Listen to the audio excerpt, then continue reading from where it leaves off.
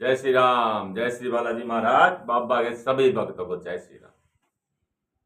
मित्रों, अभी कुछ ही दिनों में नवरात्रि का पर्व शुरू होने वाला है।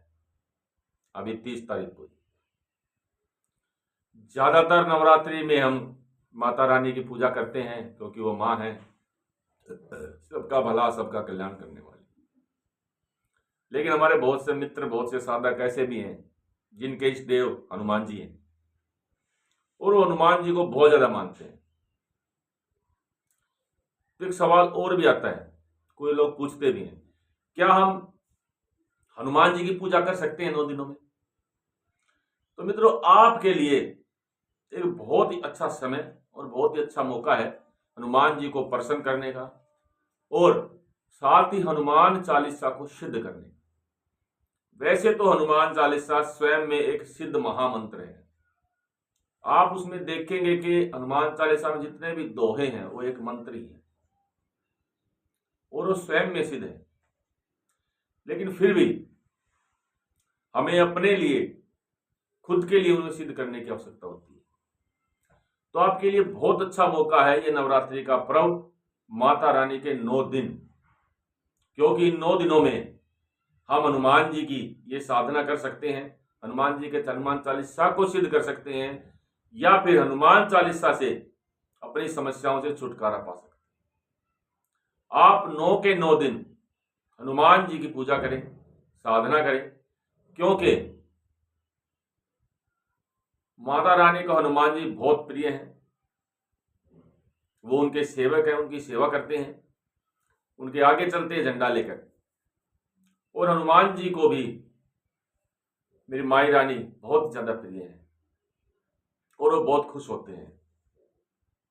तो आप 9 दिन तक किस तरह से हनुमान चालीसा का पाठ करें, कितना पाठ करें ताकि आपका हनुमान चालीसा सिद्ध हो सके, या जो आपके ऊपर कठिनाई चल रही है, कोई मुसीबत चल रही है, कोई भूत प्रेत की समस्या है, अन्य कोई नेगेटिव ऊर्जा है, कोई बीमारी है, कोई लंबी बीमारी है, तो ये 9 दिन आपके लिए बहुत अच्छा मौका है। आप खुद स्वयं ये उपाय कर सकते हैं। आपको करना क्या है, देखिए 9 दिनों में जब नवरात्रे आते हैं तो माता रानी के लिए हम कलश स्थापना तो करते ही हैं, और साथ ही अभी आपको क्या करना है, जब आप कलश स्थापना करेंगे तो वहां साथ ही आपको हनुमान जी का एक चित्र भी स्थापित करना है और आपको एक संकल्प लेना है। जब जैसे हम दिया लगाते हैं, पूजा करते हैं, नवरात्रि पूजा वैसे ही करनी है, आपको कोई अलग से नहीं करनी है। बस आपको एक संकल्प लेना है कि मैं इन 9 दिनों में हनुमान जी से प्रार्थना करता हूं, आपकी जो भी मनोकामना है, जो इच्छा है, चाहे वो मंत्र सिद्धि के लिए है या किसी उपाय के लिए है, किसी दुश्मन से छुटकारा के लिए है या अन्य कोई काम के लिए है, आपको संकल्प में वो सब चीजें बोलनी है। और वो चीजें बोलते हुए आप हनुमान जी के सामने दिया लगाएं, तिल के तेल का लगाएं, सरसों का लगाएं या शुद्ध देसी घी का लगाएं और पूर्ण स्वच्छता का पालन करें। 9 दिन तक आपको व्रत करना है। ये व्रत आप फलाहार से रह सकते हैं और 9 दिनों में आपको ब्रह्मचार्य का पालन हो, तो वैसे नवरात्रों में भी करते हैं तो इसमें भी करना है। जमीन पर आपको शयन करना है। कोशिश करें कि कुछ आप बाहर कुछ भी खाएं पिए नहीं। अब आपको हनुमान चालीसा का संकल्प लेने के समय आपको ये बोलना है कि मैं आपके, हे हनुमान जी महाराज, आप अपनी कृपा मेरे ऊपर बरसाएं। मैं 9 दिनों तक हर रोज 9 हनुमान चालीसा के पाठ करूंगा, क्योंकि 9 दिन है तो आपको 9 ही हनुमान चालीसा के पाठ करने हैं। वो पाठ आप सुबह करें या शाम करें, आपको अपना समय खुद चुनना पड़ेगा।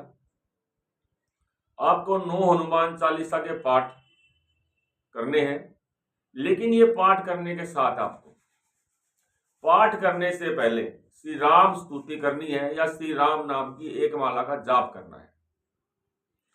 एक माला का आप श्री राम श्री राम श्री राम श्री राम या राम रामाय नमः या फिर श्री राम स्तुति का पाठ कर सकते हैं आप। उसके बाद आपको हनुमान चालीसा का पाठ करने हैं 9। उसके बाद फिर आपको राम स्तुति करनी है या राम नाम की माला करनी है। ये सब करने के बाद और जो साथ में आप नवरात्रों में माता रानी के लिए अपने नवरात्रि भी किए हुए हैं, तो उसकी पूजा आपको नियमित वैसे ही करनी है जैसे हम करते हैं। इसके साथ ही अगर संभव आपके लिए हो सके तो आपके पास कोई भी हनुमान मंदिर हो, कोशिश करें एक बार आप अवश्य वहां जाएं। सुबह जाएं, शाम को जाएं। सुबह और शाम आपको अवश्य एक समय तो अवश्य जाएं, कोशिश करें आप जा पाएं। और हनुमान जी के मंदिर में आपको जरूर जाना है। जब आपके नवरात्रि पूरे हो जाएंगे 9 दिन, अभी जैसे माता रानी के लिए हम कन्या बिठाते हैं, तो उसी तरह से आप 9 दिन हनुमान जी का चालीसा का पाठ करने के बाद आपको हनुमान जी की सेना यानी कि बंदरों को केले चने आदि आपको खिला के आने हैं। या किसी हनुमान मंदिर में जाकर आप हनुमान जी का जो प्रसाद है, भाई बूंदी के लड्डू है, वहां कोई गरीब बैठे हुए हैं इधर उधर, आप उनको बांट के अवश्य आए, केले बांट के आए। या फिर जितना आपका सामर्थ्य है उसके अनुसार आप उन्हें प्रसाद वितरित जरूर करके आए। आप देखेंगे कि उसके कुछ दिन बाद आपका जो हनुमान चालीसा है वो स्वयं सिद्ध हो जाता है। ये करने के बाद आपको एक छोटा सा हवन करना है। एक माला से आपको हवन करना है पूरा। हनुमान जी के आप किसी भी मंत्र का जाप करते हुए ओम हम हनुमते नमः, ओम हम हनुमंते नमः। हनुमान जी के बहुत से मंत्र हैं, उनका एक माला से जाप करना है। बहुत से भाइयों को पता नहीं होता भाई एक माला क्या होता, कैसे जाप होता है। एक माला का मतलब होता है कि 108 बार आपको आहुति देनी है। ठीक है, अगर किसी के पास समय है, कर सकता है तो 9 माला से करें, क्योंकि आपने 9 दिन व्रत किए हैं, 9 पाठ पढ़े हैं, तो आप 9 माला से करें और फिर आप ये चमत्कार देखें। तो इन नवरात्रों में आप प्रसन्न करें हनुमान जी को और पाए हनुमान चालीसा से सिद्धि, हनुमान चालीसा की सिद्धि, ताकि बाद में कभी भी आपके पास कोई मुसीबत है, कोई परेशानी है, तो आप हनुमान चालीसा का पाठ करें और सिद्ध होने के बाद आपके लिए कार्य करें।